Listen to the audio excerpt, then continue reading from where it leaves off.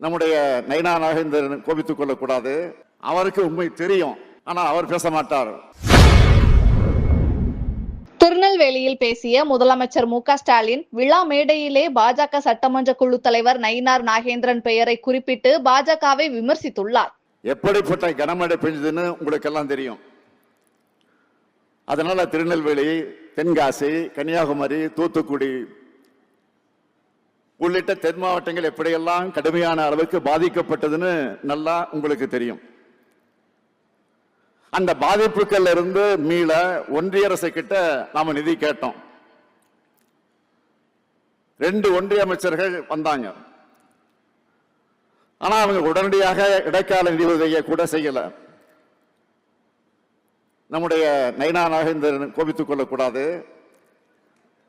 அவருக்கு உண்மை தெரியும், ஆனா அவர் பேச மாட்டார். நீங்கள் பேசுங்கள் என்றுதான் எனக்கு அனுமதி கொடுப்பார். இருந்தாலும் மாநில அரசோட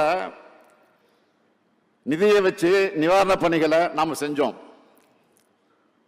தொடர்ந்து ஒன்றிய அரசு கிட்ட நிதி கேட்டு வலியுறுத்தினோம். கொடுக்காத அவங்கள கண்டிச்சோம், அப்பவும் வரல. நாடாளுமன்றத்தையும் பேசணும், அப்பவும் வரல.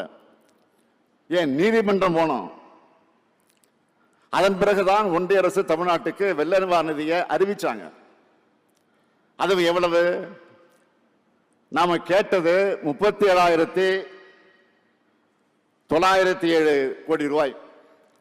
37,907 கோடி ரூபாய். வேற வழி இல்லாம ஒன்றிய அரசு கொடுத்தது. எவ்வளவு கொடுத்தது? வெறும் 276 கோடி ரூபாய். நாம கேட்டதுல ஒரு விழுக்காட்ட கூட கொடுக்கல. இப்படிதான் ஒன்றிய அரசு நடந்துகிட்டு இருக்கு. செய்திகளை உள்ளது உள்ளபடி தெரிந்து கொள்ள ரெஃப்ளெக்ட் நியூஸை சப்ஸ்கிரைப் பண்ணுங்க.